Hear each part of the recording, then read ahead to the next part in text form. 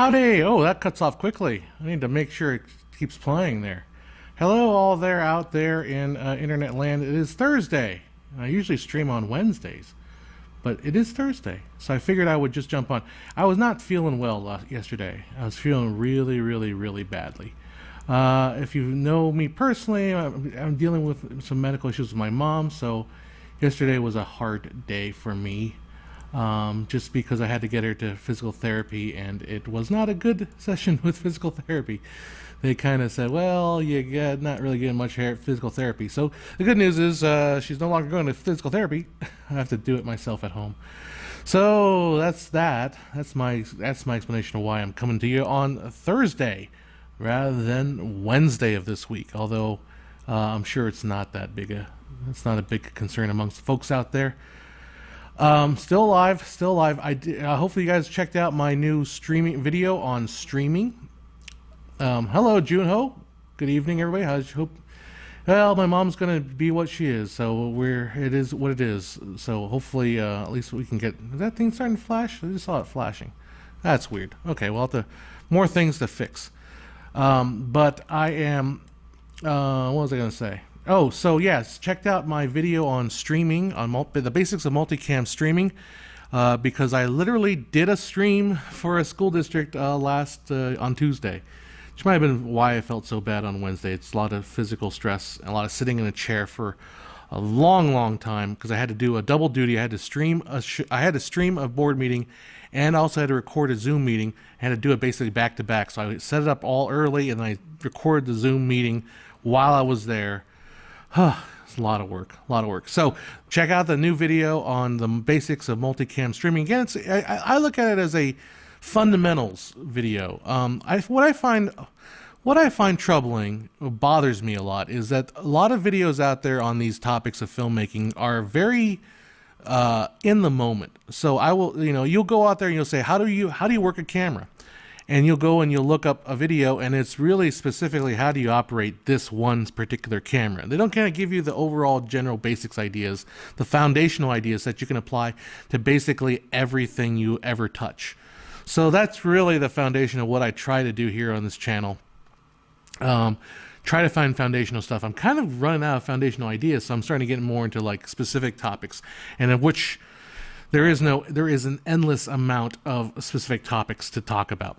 But anyhow, if you've read the title of this podcast, this little get-together talk, it is reviewing Godzilla versus King Kong, which is right behind me, or King Kong versus Godzilla. I don't know which order it is. I think a lot of people approach this movie. When I first saw the trailer for this movie, when I first saw the trailer, a lot of people were poo-pooing the idea, like, this looks stupid. It is King Kong versus Godzilla. And to which I responded, yes, this is stupid. That's the point. You literally don't go to a movie like this. Hello, Tobias.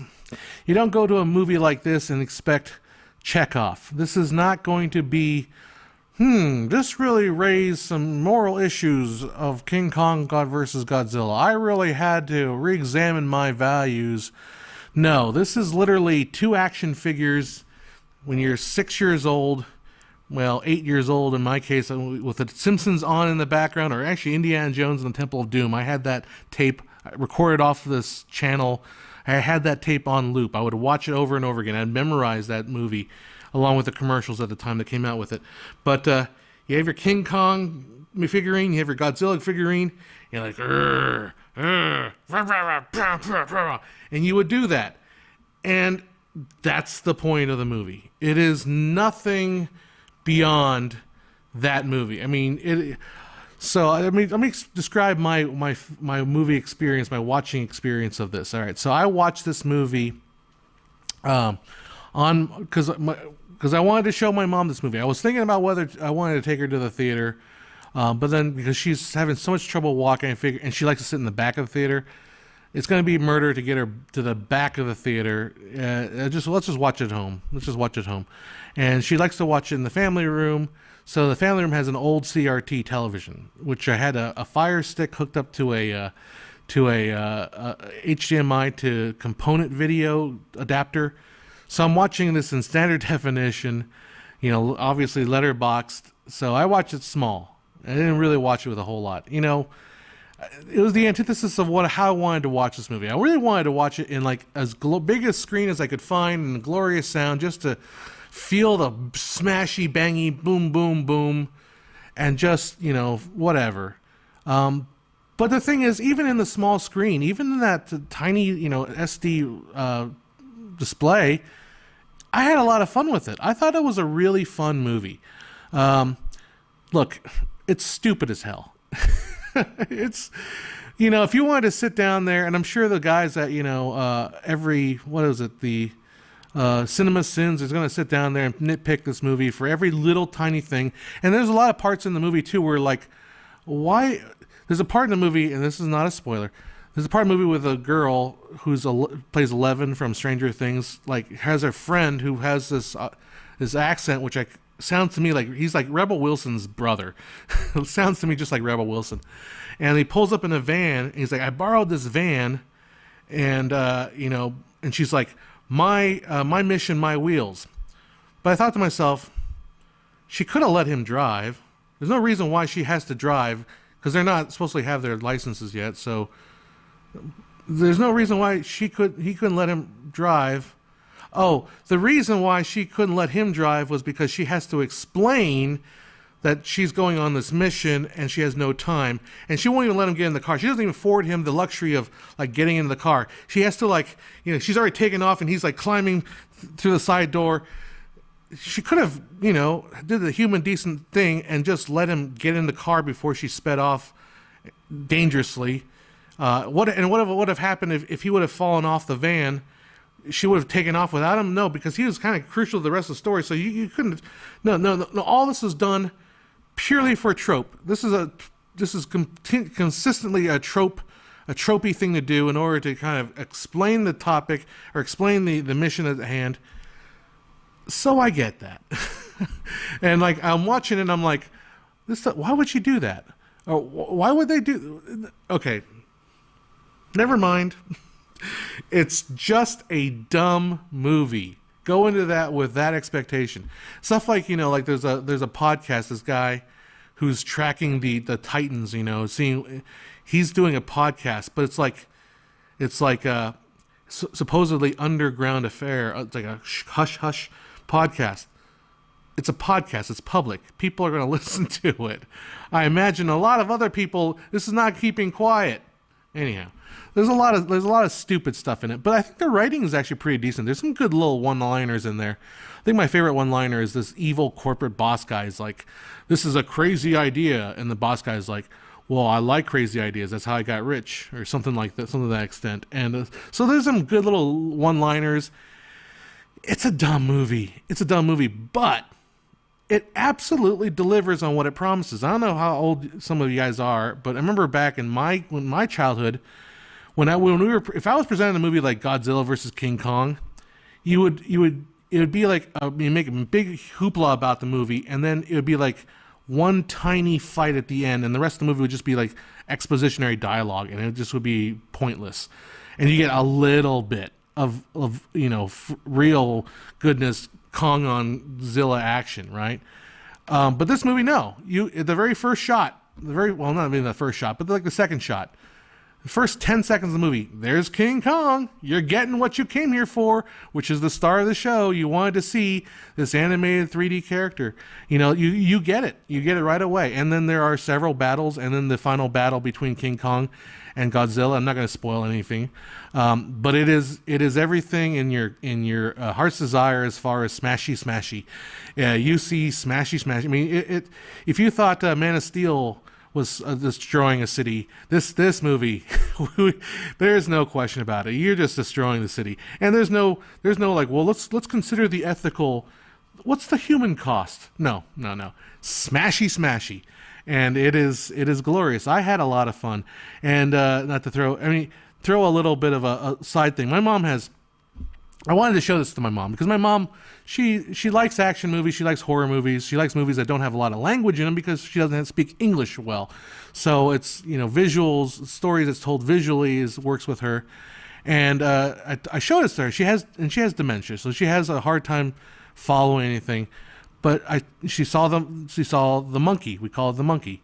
And it's like, do you know the monkey? She said, King Kong. She said, yeah, I remember King Kong. So she recognized King Kong. So that was kind of a cool moment to just, be able to show a movie to my mom and she would actually, appreciate and enjoy. So yeah, King Kong versus Godzilla.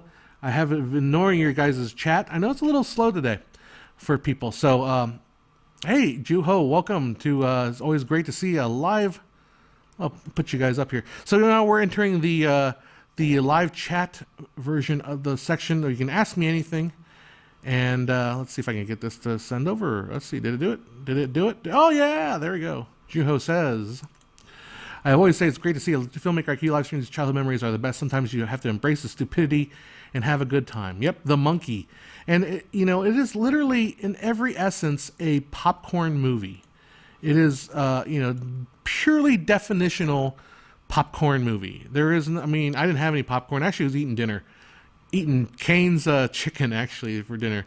And my mom, takes her, the whole movie, I gave her a box of chicken fingers, and she didn't finish, she finished half of it, the whole movie. So it's a slow eater. Anyhow. But Tobias, welcome from Denmark. And Tim, 24 frames. I love the title. I love the username. He's from New Zealand. That's what it is. It's kind of that New Zealand. I can't do that accent myself. But it's got that little Aussie sounding, but it's not like, oh, it's got stuck there. Oh boy. And there we go again. There we go. I think what it is if I'm not on vMix's frame, it doesn't completely finish the animation.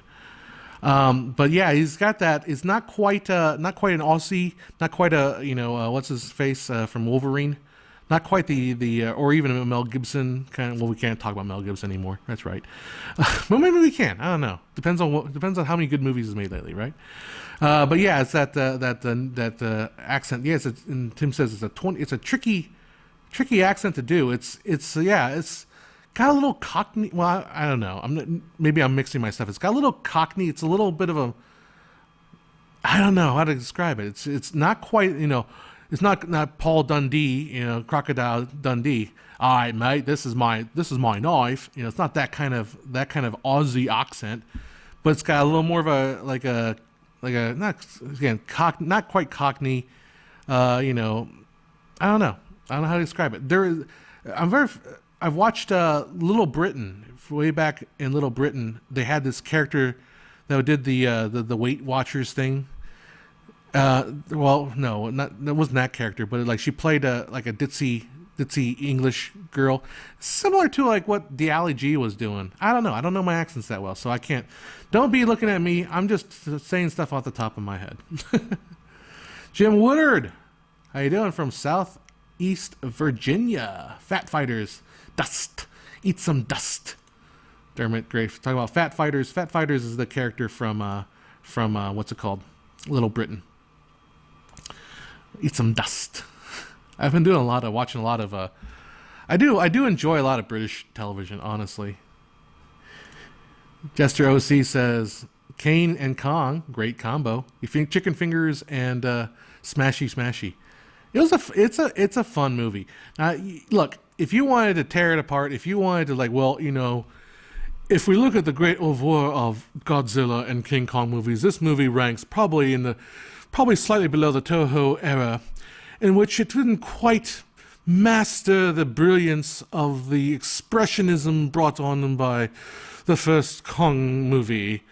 Yeah, you could go there. I'm not going to go there because that's not the point. I don't want to just see smashy smashy. Another thing I was pointing out was well, what else are you going to do if you made a Kong's model and you made a Godzilla 3D sketch model?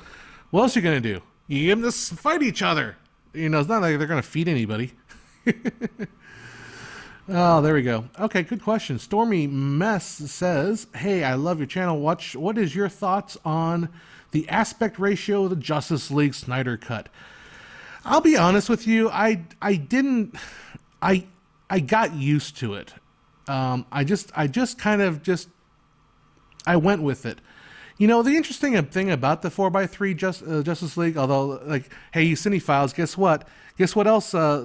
Justice League and and the lighthouse have in common? They're both in a square aspect ratio. Okay. I think that, obviously the reason why it was a 4:3 is it was meant to be shown on IMAX screens, the Christopher Nolan IMAX 4-story theater where it's like you are literally inside the screen. I mean, the only movie I saw in that insane aspect ratio was Dunkirk, and I gotta say, visuals for me they don't have the lasting impact. I mean, I kind of, it's like a hot tub. You're like, oh, this is awesome, and they get used to it. That's for somebody. So that kind of visual wizardry, to me, only lasts so long. So it was meant obviously for that. Now, does it work on the small screen? Like if I'm watching it at home I watched it on my 16:9. I have an older HD television at home. I watched it on that.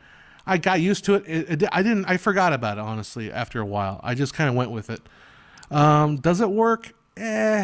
I think I might have preferred a 16:9, but then again, I can't tell you because I don't have a side-by-side comparison. I couldn't tell you if the framing was worse off in 16:9 than it would have been in 4:3. Obviously, if you composed for 4:3, then it would be worse off in 16:9.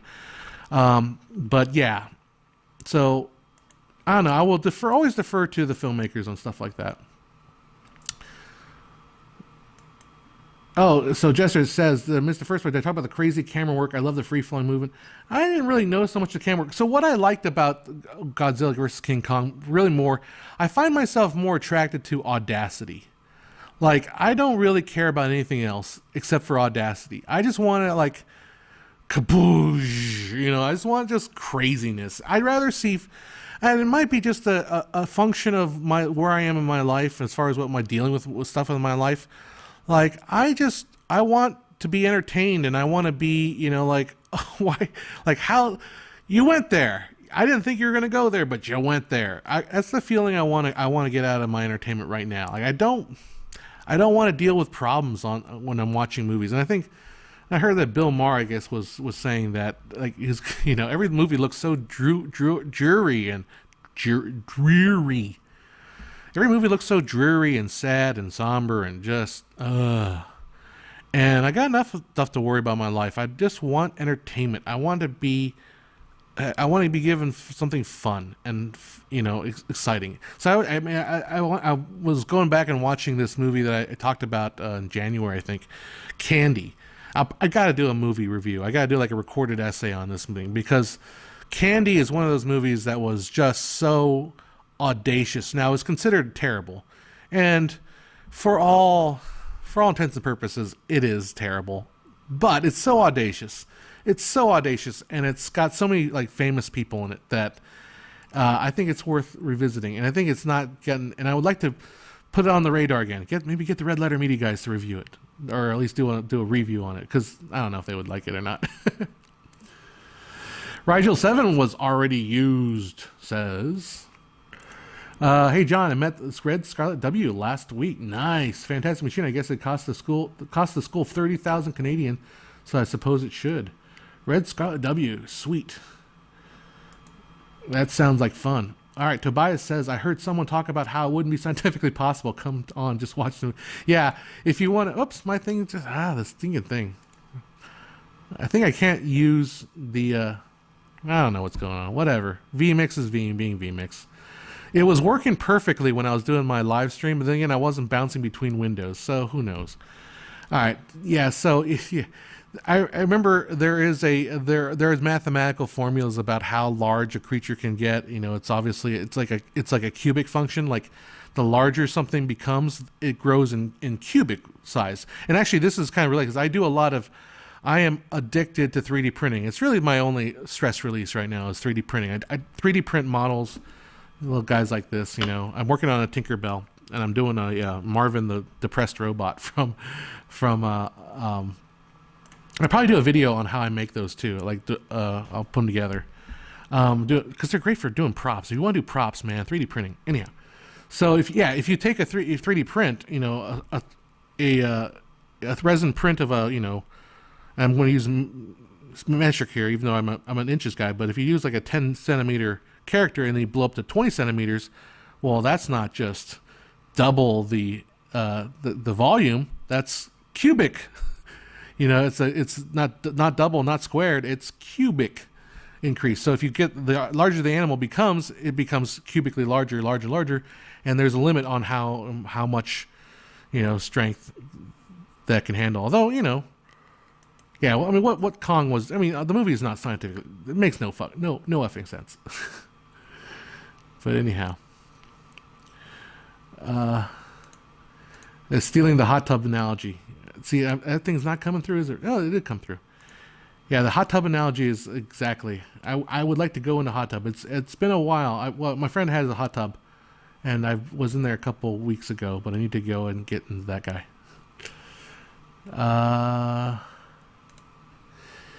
In the fighting sequence of the movies, buildings are not looking real. Well, have you seen the other movies? Let me put that back up there. There you go. This thing is being funky today. Anyhow, have you seen the other movies? Have you seen the original Kong versus Godzilla? Have you seen those? Like where King Kong throws Godzilla into a building? I mean, it's better than the cardboard. All right, Jester, I don't know if I caught you. So we'll see ya. But yeah. Oh, there's an Australian movie called Candy. This thing is not working with me today. Holy moly. Well, I don't know what's going on with this vMix thing. Yeah, well, I just threw this up real quick to stream for a little bit because I got to go get lunch and make my mom lunch. But we'll work with what we can. Okay, we'll just. I love it. I love when I have technical issues and YouTube's like, you need to work your rig better.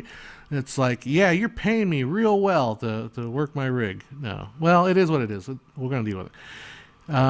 Australian film Candy. I might have to check that one out. I don't think it's the same Candy, starring Heath Ledger. Although this Candy stars a beautiful, holy moly, beautiful Swedish actress that starlet did a couple things. I can't remember her name, but it also has Marlon Brando, Walter Matthau, James Coburn, and John Astin. I think it's John Astin.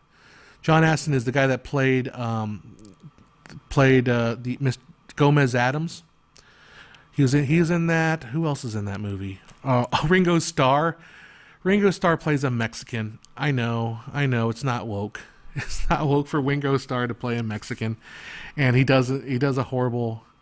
All the stereotypes is but it is of the time. He would have gotten crapped on for it.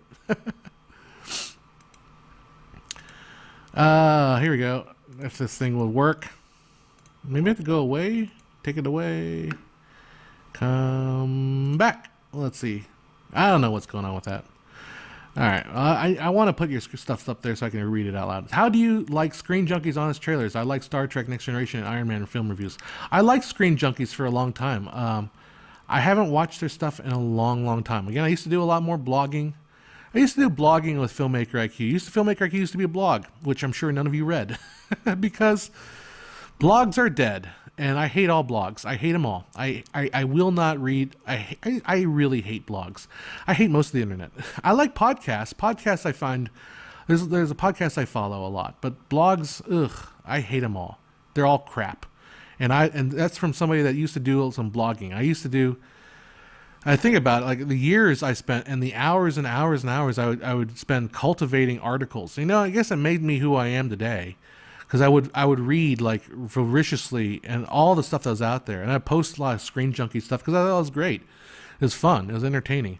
But blogging I've realized I came to a point where like I'm putting a lot of hours into this and I don't feel like I'm getting anything out of it.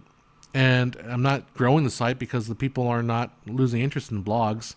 You have to write basically original content, but the original content I found like never did well, and it was not worth the effort. So I ended up just ditching the blog.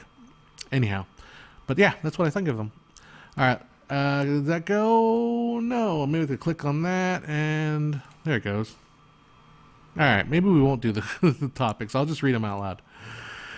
All right, I feel like Godzilla was fun for what it was. It was clear so many missed opportunities. Most of the non-monster stuff just seemed to distract a whole lot from the rest of the film. I kind of agree with that. Like, I literally did want to get away from everything that wasn't the monsters. But then again, you also realize there's only so much budget you had. So, you you're only going to get so much of a movie. You're only going to get, you're only going to get 40 minutes of screen time with Kong. Well, you got 40 minutes. I mean, that's way better than what it used to be. It used to be like, used to get like 10 minutes. They used to hold like Jaws up as the example. Oh, you don't see the shark until the final reel of the film. Yeah, that works when it's Jaws, when it's a character that you've never seen before, but you hide behind the excuse of like, oh, King Kong movie. You don't see King Kong until the last reel of the film. Like, no, give me some Kong. I want some Kong. I want, like Jaws works because it's a horror film in a sense. And Jaws works because it's also, you got the master hand of Spielberg when he wasn't quite the master yet. He was young. But he was going places, he was going some places. So you had Spielberg at the helm. Not every movie can be Jaws, and not every movie should be Jaws. A movie like this, you need to just show me some Kong. Show me some King Kong. Anyhow, did I go to film school? Asked down to win. No, I did not. I went to business school. Business school is where I went, and I took one class of film. But I would also argue, too, that Hitchcock didn't go to film school. Charlie Chaplin didn't go to film school. Orson Welles. Orson Welles didn't go to film school. So don't think you have to go to film school. In fact, the reason why people think about film school is there is a film school generation of filmmakers now. Those are the Spielbergs. Spielberg went to film school and then dropped out. The Scorseses, the Milius. Trying to think. The George Lucas's, that kind of crowd. There's called the film school generation. Well, they went to film school. They lived film school. They were responsible for the movies in the 70s and 80s and 90s. Although I'm thinking, man, nowadays you're going to have a whole new generation of filmmakers that didn't go to film school that are going to be just as successful, or maybe even more so. By the way, I just watched Pony Smashers. Pony Smasher. If you do not follow Pony Smashers channel, Pony Smasher is you've got to follow it. It is the director behind Shazam, Annabelle, one of the Annabelle movies, which I didn't see. For what it is worth. Hey, he's a working Hollywood filmmaker, but he made it from Sweden. I think he's from Sweden. But I love Shazam. He's the director. He has some really good insights. Probably the best insights into how actual Hollywood filmmaking works, and practical advice even for filmmakers that aren't in the Hollywood system, because he came from a very independent background. And he's a very humble guy, and I love his stuff. So check out Pony Smasher. Definitely. Let's see if I can try this with again. What do you think of light field cameras? I think they're kind of a waste of time. Yeah, I see. The thing is, like I think we were talking about the going back to the hot tub example. Visuals are not. There's only so much you can do with visuals. The whole thing, we talk about 4K and 8K and 12K and all these resolutions and high dynamic range and all that stuff. Yeah, cool. But I'm going to get used to it real quick. You show me, I know light field is when you can change the focus and you're recording, a light field, but the result is massive amounts of data. Like massive. I remember when the Lightro came out with the light field professional camera. I'm going to say this is like 4 or 5 years ago. And like No Film School did a whole sit down interview. And it was like really serious. Is this the future of? No, it wasn't, because it was impractical. And number two, you don't really. Okay, you can change the focus. That's why you hire a focus puller. You can do these things. So there's no, it has some application, but the drawback was it was producing massive amounts of data just so you could change the focus. So what? So anyhow. L9 Turbo Smurf says you use my stuff for, okay, I'm going to get this off my chest. I use my work as educational material. I appreciate your work so much. Thank you. So the other day on Facebook, I was getting into an argument with somebody and they were talking about how I gotta get this on my chest because it bugs me and I need to clear it off my consciousness, right? So we were talking about how he wanted to shoot something that looked like Friends from 2000, Friends, which aired from 1990 something to 2006, I think. So mid 90s to 2000s. And this one guy said, what we should do is shoot it with 3 cameras and then run it through a 3/4 inch or a Beta SP deck and then run it back out. I'm saying, That's ridiculous. Friends was shot on film. Friends was shot on film. Most sitcoms, actually, the ones that are expensive, like high dollar value sitcoms, those are shot on film. Like literally not only a handful, but maybe like a good handful are shot on video. But those kind of look a little more low rent. Like they have that kind of video look. But Friends, Seinfeld, King of Queens, Home Improvement, I think Home Improvement, those were shot, the higher dollar ones, those are shot on film. So you're not going to get any advantage taking a shot, like something that's shot on film, and then running it through a 3/4 deck. Now, I don't know if you guys know what 3/4 is. 3/4 is it's like before beta. All right, 3/4 is like 70s and 80s technology. This is Friends. This is not. So I said, don't run it through a beta deck, or even a beta. Beta's better. Beta's pretty good quality, but it's still standard definition. Don't run it through that. That's not going to if you want that Friends look, you have to shoot it the way they shot Friends. You have to light it that way. You have to shoot it that way. You have to. It's all about lighting. It's all about camera angle placement. But don't run it through a deck. And that's my argument. Don't do that. And then he comes back. First thing he says is, well, I looked you up on IMDb. And I think it's cute that you made a couple short films, and but you shouldn't be talking out of your lane.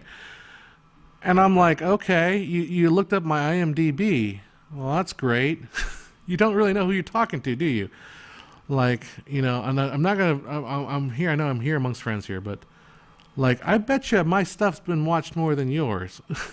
And even though I'm not on IMDb, he's like, have you ever worked with film that's been transferred to tape? I'm like, yes, I used to work in advertising.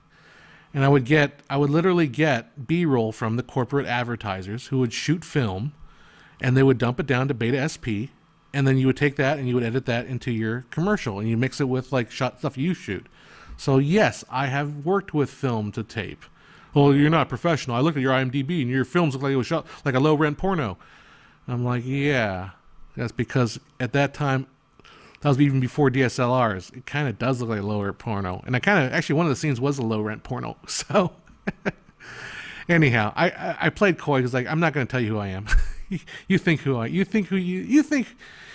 you know who I am, whatever. So it's funny because then I realized too, like whenever you're online and you get into an argument with somebody and then they immediately go after your credentials, that's when you know they've lost the argument. There's no point in continuing. You've won the argument. Like, oh, you're going after my credentials, okay? All right, yeah, sure, come after my credentials. All right, fine. That means you've lost. Anyhow. That's my stabbing back in the heart there. You lost the argument. Other people came and realized, hey, yeah, that's John Hess. That's the guy that does those filmmaker IQ videos. Sure, he doesn't know what he's talking about. No, anyhow, so yeah, it's cute that you're doing a couple videos. It's cute but a professional like myself would know that these things. And then, here's the other one. Here's the thing that got me. This is the argument. This is when you're dealing with the true moron. Or somebody that's so embedded in his own sense of self-worth. And I've been guilty of this too. So embedded in a sense of self-worth that you can't accept any kind of criticism. It's when you come down to this state. He said something like this. Art is not always about the final product. Art is a lot about the toil it takes to get to the final product. And I'm thinking, addressing that point, you're not a professional, dude. If you think, oh, it doesn't matter the final product. It's the toil and the effort to get that final product. Then you're not a professional. Because if you're a professional, you want to spend the less amount of toil to get a better final product. Anyhow. So that's my point. Some big The Room vibes in that statement. Yeah, I'm not sure. Well, why remake Friends? The question was basically he was shooting something. He wanted the look of Friends. He didn't want to remake Friends. He just wanted the look of a 90s sitcom. And the fact of the matter is, the look of the 90s sitcom is kind of shoot 35 millimeter film, essentially. You can obviously dump it. You can use the aspect ratio. You can go with a 4:3. Look, WandaVision didn't run they didn't shoot film they didn't use film. I don't know what, I think they used an ARRI on that. I'm not sure. They use digital. They use digital for everything. They didn't switch to a film camera to shoot the honeymooners version. You know, they didn't shoot to a. They switched to a different camera to get the different styles. They use digital, but they didn't run it through a beta deck. Are you kidding? And I'm paying Beta SP is the professional format from, you know, like, I don't know, sometime in the 90s to, or late 80s to the 2000, mid 2000s.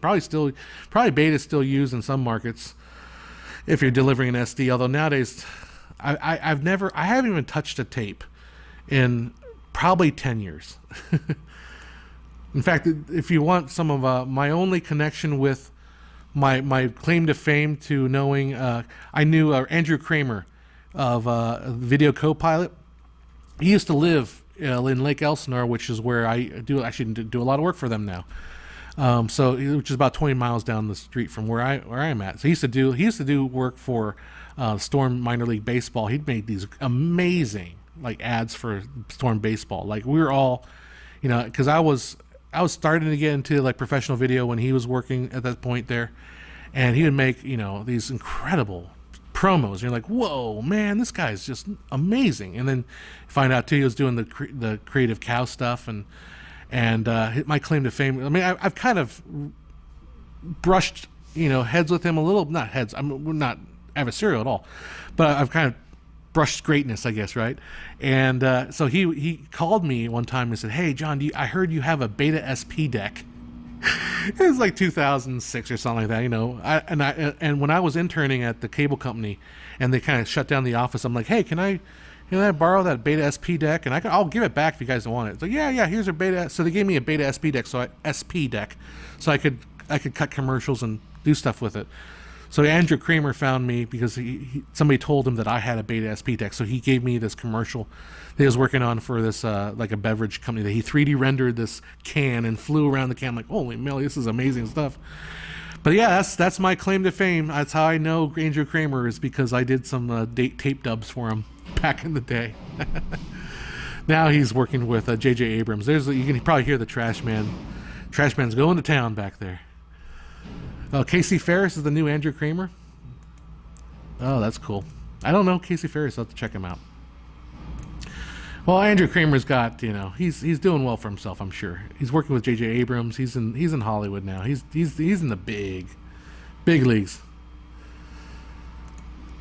Stormy Mess says, there will be a generation of directors who learn from the internet and YouTube channels like me. In case I will become known as a director, I will sure speak about you during the interviews. I hope so. Give me some shout outs. I could use them, man.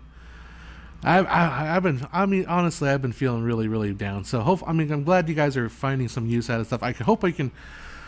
This whole pandemic and what's going on with my mom and all that stuff has just soured me on everything, and I'm trying to claw my way back to doing my passion, which is creating stuff and making stuff, and, you know, videos. I've always enjoyed making videos.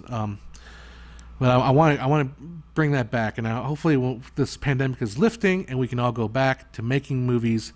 We can go back and having, you know, actors come together and having fun, and not having to freaking mask, and just, you know, go back to just being normal. And the great thing about filmmaking is the human connection, because you know, you can make a painting by yourself. You can Bob Ross it and just sit there and paint a painting. You can write a song by yourself. You can write a screenplay by yourself. You can, you can even CGI something by yourself. But you can't make a film by yourself. You know, and that I love about filmmaking. That's the thing I love about filmmaking, is the human connection. Because I spend most of my time really alone. That's why I'm spending time alone talking to you guys, hanging out with you guys. It's the human connection. But making a film, you can't do it by yourself, and you don't want to do it by yourself. It's not fun by yourself. The fun is being able to get a bunch of people together, and that's why I love doing comedy. Get together and take a script and make people laugh and put it together. And I realize too, the old saying is that if you're having too much fun on set, it doesn't come across in the movie. Yeah, that's true, I guess, but it's still fun. I don't know, it's still fun. Victor Bart says Das Boot versus Free Willy. Oh, this thing is going crazy. All right, there you go. It is there. Wow, click it. Click it. Ah! For Das Boot versus Free Willy, we're talking about the versus movies. Oh, so Casey Ferris does Resolve tutorials and Andrew Kramer does After Effects. Yeah, Andrew Kramer is more of an effects guy. He's not really a. If you guys know the Zach King, he's known for doing TikTok videos where he does a lot of his magic tricks. I call him the modern Georges Méliès, because Georges Méliès would have done that similar stuff. If Georges Méliès was alive now, he'd probably be making TikTok videos. Think on that for a second. If Georges Méliès was alive now, he'd be making TikTok videos. That's true. I don't think anybody could deny that fact. If Ray Harryhausen was alive, he might be making TikTok videos too. I don't know. Maybe not Ray Harryhausen, but Georges Méliès, definitely TikTok videos. But Zach King, he was known to me as the Final Cut. He taught Final Cut tutorials for a long time. Did a lot of tutorials. Oh, bad karma! I didn't know you're 47. Just passed the DMV written test and got my permit. Sweet. Well, get on that road. Let's see.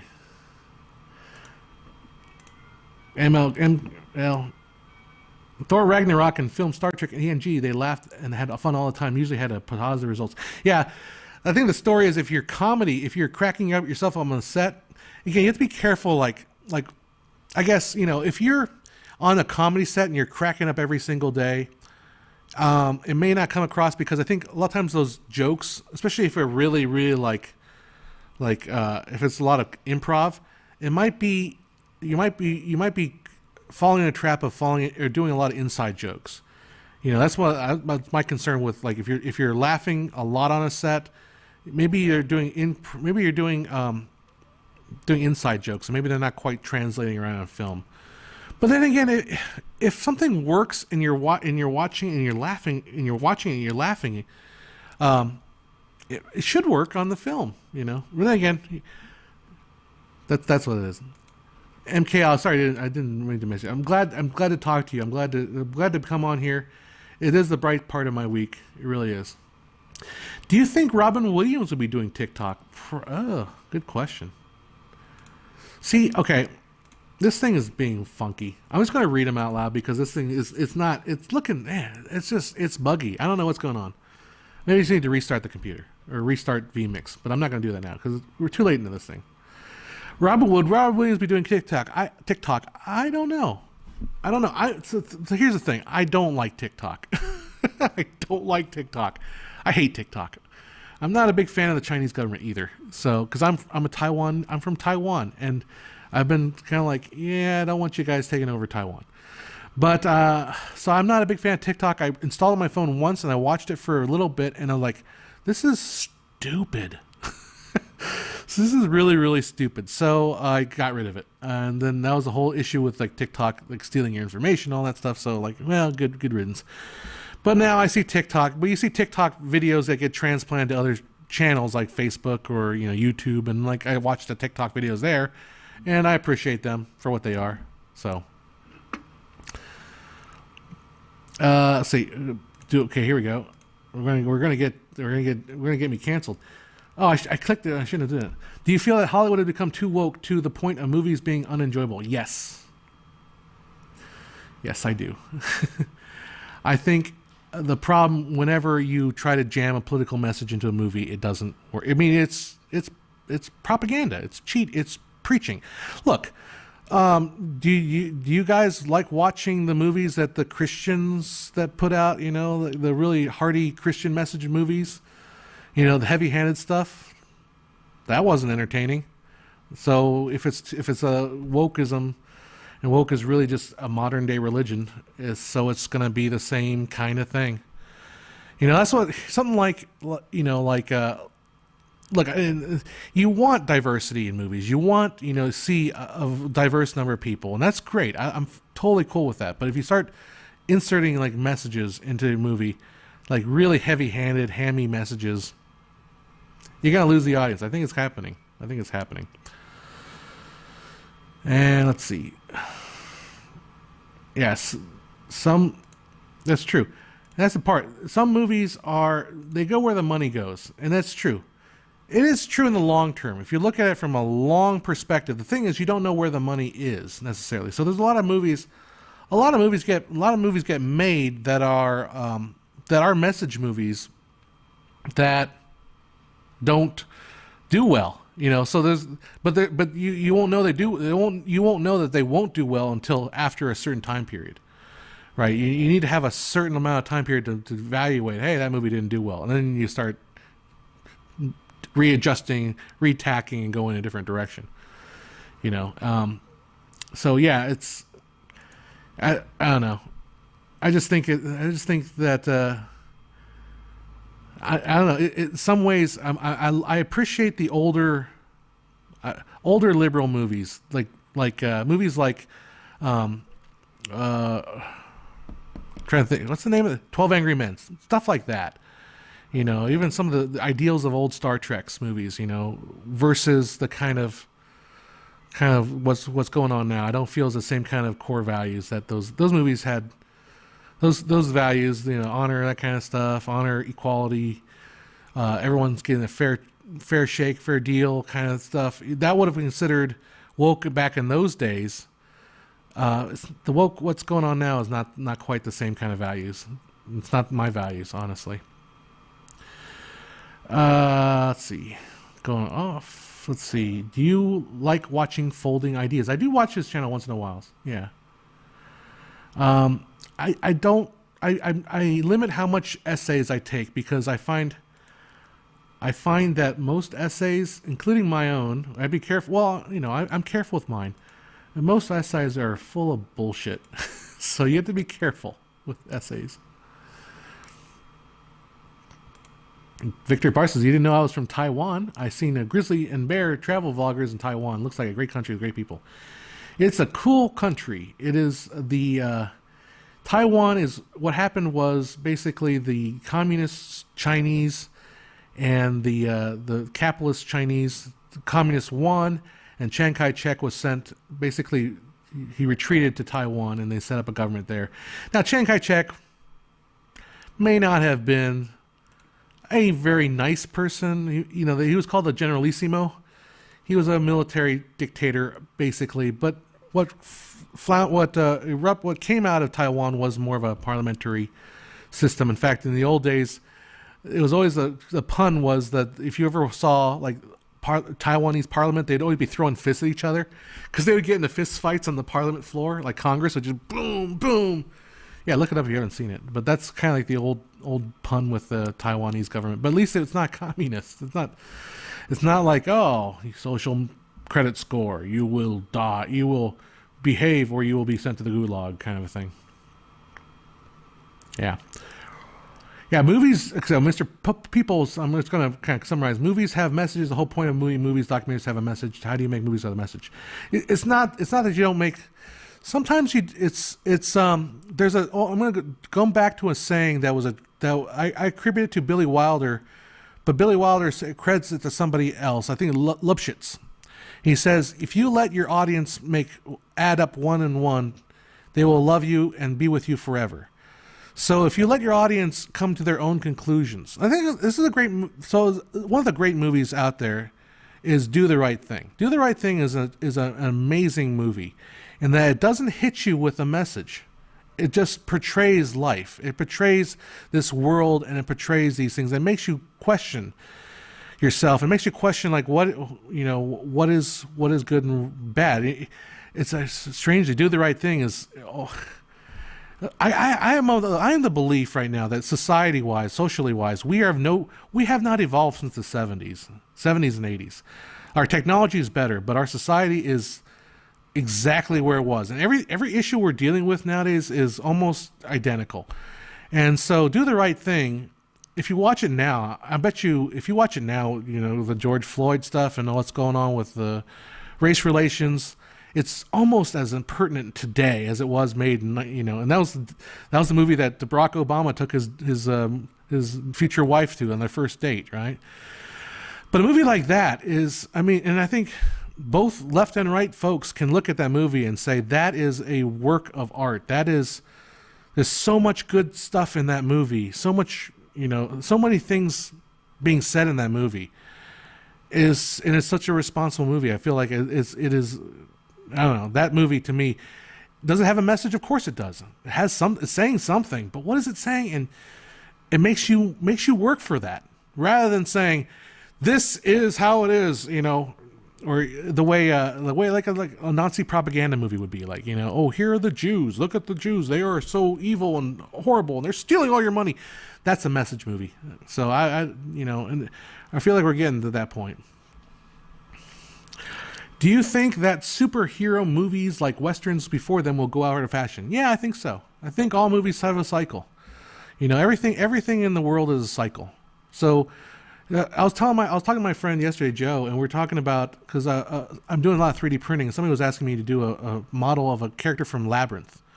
And I said, hey, how come they haven't remade all those kind of fantasy sword and magic movies from the 80s, like Neverending Story or Labyrinth or Legend, those kind of movies, where it's very much of a, character, Middle Earth, fantasy, fairies. They haven't made those in and they haven't even remade them. Why haven't they remade them? if I'm sure people would love this. Well, I'm sure Hollywood's probably look at the calculations, like people would want to see a Labyrinth, wouldn't they? And I'm thinking maybe Lord of the Rings kind of killed that genre, because Lord of the Rings was so good and so serious that you can't really do a silly, goofy, Middle Earthy, fantasy movie. I don't know. We haven't seen a fantasy movie in a long, long time. I mean, Disney kind of starting to do it with their reviving some of their old, what's it called? They revisited Sleeping Beauty, Maleficent. That kind of.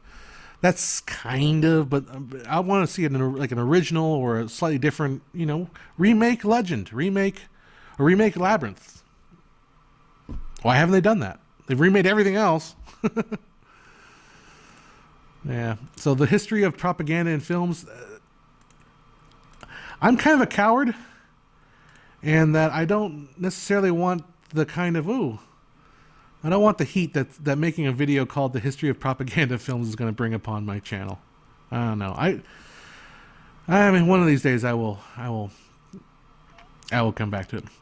12 Angry Men had a really good message. Yeah, I think what the problem, Mr. People there, is that you don't understand what I mean by message. Like, every movie obviously has a message. I don't think you should hit your audience over the head with the message. But I think, and look, my videos all have a message to them too. One of the things I want to do, one thing, especially now we're going to go back and talk about 24 frames a second, is I want people to think about history, or at least topics like 24 frames a second, that it's not as simple as you think. That's my message. I guess my whole message of this channel is to say it's not as simple as you think. So, yeah, that's the message I'm trying to say. What I'm saying is, I've already covered it. I already talked a lot about Do the Right Thing. Why I think that is a great movie. Even 12 Angry Men is a great movie. 12 Angry Men was actually originally a TV show, or a TV program. It was originally done as a TV miniseries, and that's kind of why they shot it that way. It was kind of shot in a kind of a TV style setup. I was thinking Disney now has a lot of big films, and I think they conform to Disney moral code. We have lots of films popping up from the China market, China moral code. Yeah, I don't know what's going on with China moral code. China's moral code. It's a lot of hypocrisy. I don't even want to get into that right now. What do you think of celebrities having YouTube channels like Will Smith, Jay Leno, Brie Larson? Come on, let's read it out loud. I should stop trying to make it work and just read them. Does it give a different production scale competition to others on YouTube or studios? Well, I don't. Will Smith, Jay Leno, and Brie Larson can all do their own channels. That's fine, and I would not begrudge them at all, because that's really, that's what if Charlie Chaplin was alive, he'd have his own channel. Of course he would. In fact, Charlie Chaplin, Mary Pickford, and Douglas Fairbanks and D.W. Griffith all decided they wanted their own channel, and they made it in the form of United Artists. But I think, just as you discover, like with every, NBC has their own channel, ABC has, ESPN has their own channel. People will watch that stuff, but they've got, it's more a question. They have competition with you. They have competition from, PewDiePie and whatever, Jake Paul, whatever those people are. So there's a lot of other people. Yeah. Hollywood being woke is not a thing. They are aware. Well, we gotta get rid of that. Hollywood being woke is not a thing. They are just being aware of the bad they are doing for years. I agree. There is two sides of the argument. First of all, there is an attachment of wokeness to something where is overblown, and some people, because there is what's going on in society too. There is a wokeness movement. There's no question about it. And some forms of media are trying to play toward that, particular kind of mentality. However, there is one of the things where you start seeing things in everything. When you start worrying that you're, worrying about the woke crowd, you're going to start seeing wokeness everywhere. So there's an in-between line somewhere in there. So I'll give you that. But the thing is, I would argue that there is some agenda-driven stuff that exists out there. I will let you guys continue arguing amongst yourselves on that, because I don't want to get into that, because I don't want to deal with that. I don't want to deal with that in my life. Oh, Charles Hoffman says, glad you caught on. Really enjoyed the streaming video. We'll rewatch the stream and see what you had to say. Okay, cool. Oh, Netflix had a Dark Crystal prequel. I'm getting a bad habit of doing it. But got canceled. It probably isn't interested in the type of puppet fantasy movies. Yeah, the question is, maybe replace the puppets with CGI. Why isn't there a resurgence in that? Why haven't they made remakes of that? Which is a question. It's a legitimate question. Like The Witcher did really well, but The Witcher is a darker, kind of more in the line of Game of Thrones. So maybe kids aren't interested in that? Is that what it is? I don't know. Cousin Red, I watched. Oh, there you go. Jack Black, there you go. Jack Black is a YouTube channel that is legitimate, and it is fun. And man, he has some good stuff on his channel. He has some good little just wholesome fun videos, and I really appreciate that. Well, I'm going to cut it a little short early today, not because I'm afraid of your guys' woke talk, although I'm a little afraid of that.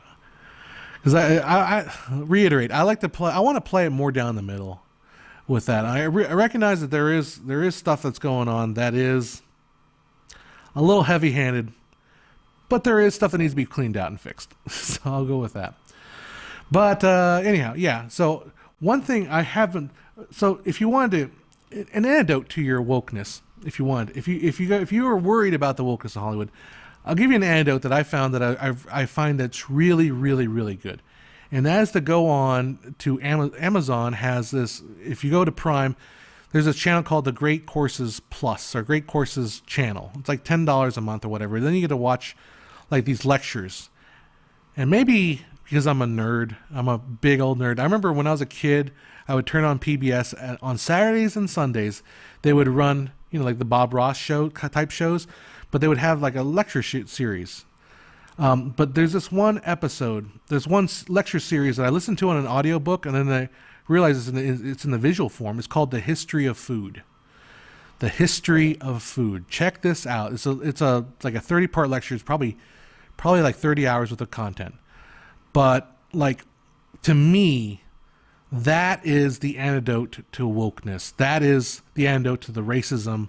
That is the antidote to all of the horrible tribalism that we're experiencing today, is the history of food. And this lecturer, he just kind of goes back to the beginning of time, of human history, and talks about how we ate. And we talked about how different cultures ate. And then he talks, to me, why I'm tying this all together to this is, he talks about the early food exchanges. The original ones were like, he's basically arguing about the Indian African exchange of foods, that were these food staples made it from Africa to India and back to Europe and all that stuff, and how they kind of cross-pollinated each other. And of course, there's the big Columbian exchange, which where basically the entire globe was connected through food. Corn that was originally grown in Mexico was now being grown, in Europe, and wheat, which was grown in which I think is Turkish in original origin, is grown all the way through. It all gets cross pollinated, and he realized, like, even though the history is all pollinated with a lot of terrible, tribalistic, horrible things, we're all united together through food. I don't know. The guy that gives lectures got a little bit of a pot belly, so he likes his food, and I like my food. You can tell I like my food. I like my food, but when you get this, it's hard to hate people when you see what they eat, and you're like, well, that looks pretty good. You see how we're all the same. Tomatoes are from South America. Yeah, Ian and Willis. Tomatoes are from South America, and to think that Italian food. Tomatoes are from South America. Noodles are from China. And so that we have all this stuff coming together to make Italian food. He talks about how, like, food doesn't really become nationalistic. You don't have the idea of Italian food or Spanish food or French food or Indian food. He was talking about Japanese food even. That concept of those kind of foods doesn't really start happening until you have nation states. So this lecture just kind of ties it all together, like how history, even religion too, like how the early Abrahamic religions were very very cautious about what had dietary regulations, and then, like, the Protestant movement basically said, hey, okay, now you can eat fish, you can mix fish and cows and meat, and basically fish and terrestrial animals. So he's arguing, like, well, that's when we start start cooking fish and butter, because you weren't allowed to cook fish and butter before. Religious reasons, you couldn't mix the two. So anyhow, I would definitely check out that lecture series. If you like my videos, these series of videos is really, really, really great. So yeah, tomatoes, pizza, and you imagine the Irish potato famine. Potatoes are from the New World. The potatoes are new. The Columbian Exchange, it's remarkable how much cross pollination, how connected, even in 1600s, how connected the world became. Before the internet was even, before common languages, before any of that was even a spark of the eye, the world was already starting to connect in 1492, right? When Columbus came across, and discovered the westward passages, right? Anyhow, and to me, it's the antidote to wokeness, because it's not blaming people. It's more about, like, how all this stuff happened and how what makes us today who we are. So anyhow, have you not tasted the glory of carbonara? Yeah.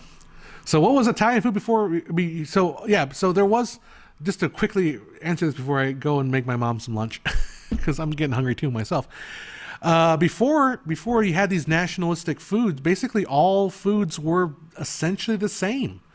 You had the nobles would basically, they would eat their rich foods, but the peasants, the middle class, the regular people would just eat regular stuff. It wasn't until you started having all these exchange, the New World discovered all these mixing of exchanges, the spice market, the spice trades, because the spices were extremely expensive. That's the whole point. That's the reason why Portugal went around the Cape of Good Horn, because that you couldn't just hug the African coast. You had to go out to sea in order to come back to get to the to the East Indies. It was those spices were extremely expensive. So you didn't have, cinnamon and coriander or whatever to make you couldn't have a cinnamon toast crunch if you were a peasant in 1300 or 1400, because that was way too expensive. But over time, through all these globalization of the world in the 1500s, 1600s, sugar became more of an affordable luxury that people could have. That's when we develop all these nationalistic foods. And of course the nation states, because, a little bit of nationalism, hey, our country does, sauerkraut better than your. That's where we also start calling people, derogatory names, like the Germans are a bunch of krauts, the French are frogs, that kind of thing. So you start having these nationalistic tendencies toward food as a kind of a nationalistic marker of things. Anyhow, really interesting. By the way, Mr. People, Eat, Drink, Man, Woman, 1994, greatest movie ever. Agreed. Ang Lee, Taiwanese movie. Awesome movie. Delicious movie. All right. Yeah. So that will do it for today. We will come back next week, hopefully, if I don't feel terrible, on Wednesday. And I'll play some music out. Let's see if we get that going there. There we go. Some music. Make sure to check out the new video. I'll be working on some new videos. I've got, we'll be doing the graduations again this year for the pandemic, so I will probably be inundated with work in the next couple months. I may not be able to do much, but I will try to do as many live streams as I can. And yeah, check out our video, Patreon, Filmmaker IQ, subscribe, blah, blah, blah, blah, blah. Hit the like button, blah, blah, blah. Swear allegiance to Google, all praise to Google and the amazing technological crowd, the overlords. We shall not be canceled. Anyhow. All right, guys, we shall see you later. Take care. Bye-bye.